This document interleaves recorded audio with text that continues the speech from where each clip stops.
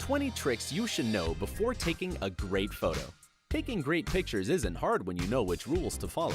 Let's see what you can do to take gorgeous photos anywhere you go. Focus on one thing only. You've seen them, the "I'm in front of this and that" photos. As fed up with them as we might be, they are a great way to capture memories. So when you're taking a picture of someone in front of a building or some beautiful scenery, the person must be the main focus, while the building should be nothing more than the background. The same goes for inanimate objects. If you take a picture of an object, your friend should be just an outlying detail. When you try to focus on both, it looks like the person was photoshopped into the picture. So pick a subject and focus on it only. Tell a story. Creativity is the key to interesting photos. I mean, what do you prefer? An Instagram profile full of meaningless selfies? Or one with lots of fun photos with engaging stories? The second option is way cooler, right? Pictures without a story are empty, and if there isn't a story to tell, make one up. Instead of standing randomly in the park with face that says, "What am I doing here?" have your model sit on a bench and pretend to be deep in thought. Don't be shy. Shyness is cute, but not in photography. Have your model smile, make wacky faces, or just anything they want. Pictures should be alive. You can even stage a candid photo. The more natural, the better. Don't be afraid to look silly or imperfect. Taking a picture of a person in some forced pose or photoshopping it into a completely different photo takes the soul out of it. Be yourself, and people will respond to it. Hold something.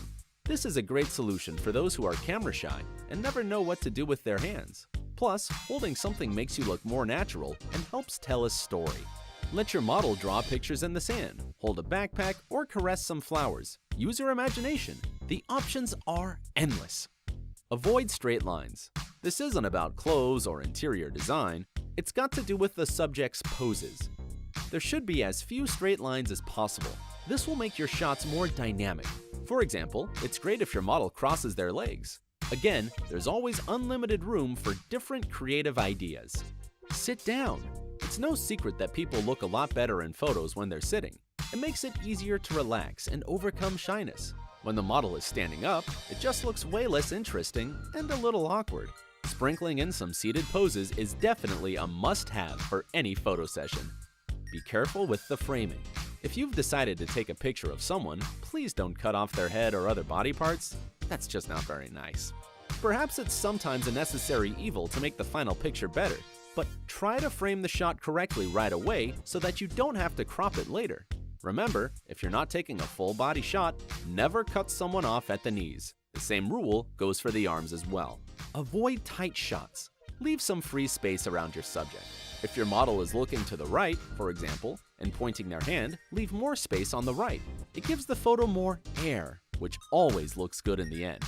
Turn off the flash. A built-in flash does nothing more than ruin pictures by making the subject's face look overly lit and giving them glowing red eyes. So just forget the flash.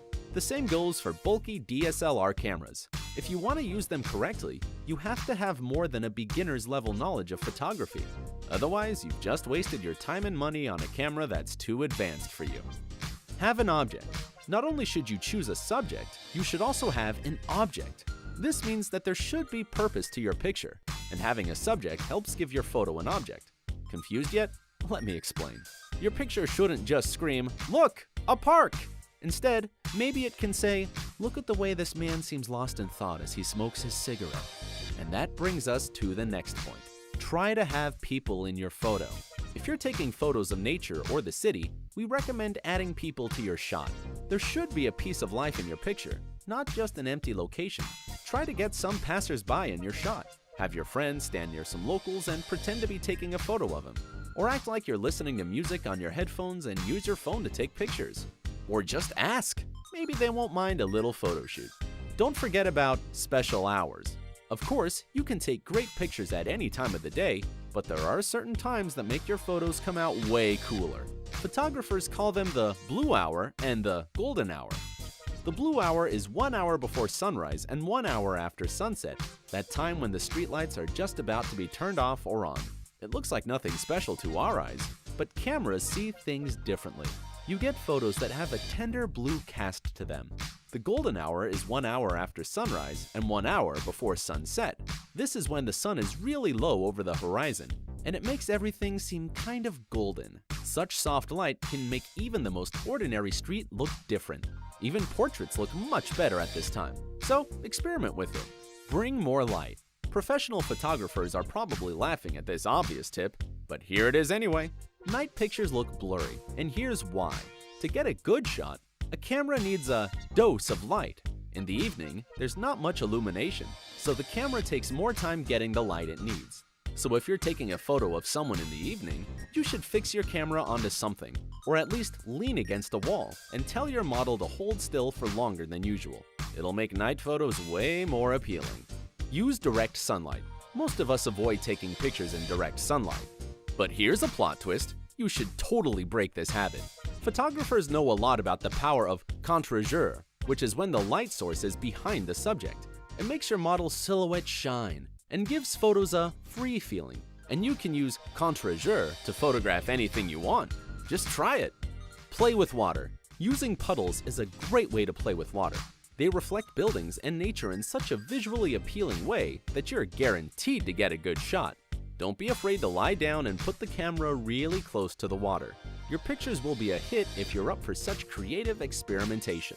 Change your perspective. Experiment with shooting from high and low points. Different perspectives can give you completely diverse pictures. Don't just take a photo from one angle, use all the possible options. Besides, variety is the spice of life. Be patient. Sometimes getting a great shot takes minutes or even hours, so you need to just be patient. Wait until some tourists leave the area or some brightly colored tram passes by. Spend some time looking for an idea and the right shot. It's always worth it in the end. Don't overuse filters. While there's nothing wrong with using filters to give your photos a cool effect, don't overdo it. Otherwise, your pictures become too artificial. It's always good to keep the whites white. Just take a look at this pedestrian crossing. The original picture actually looks the best. Use filters to enhance your pictures slightly, not change them completely. Use the 30% rule.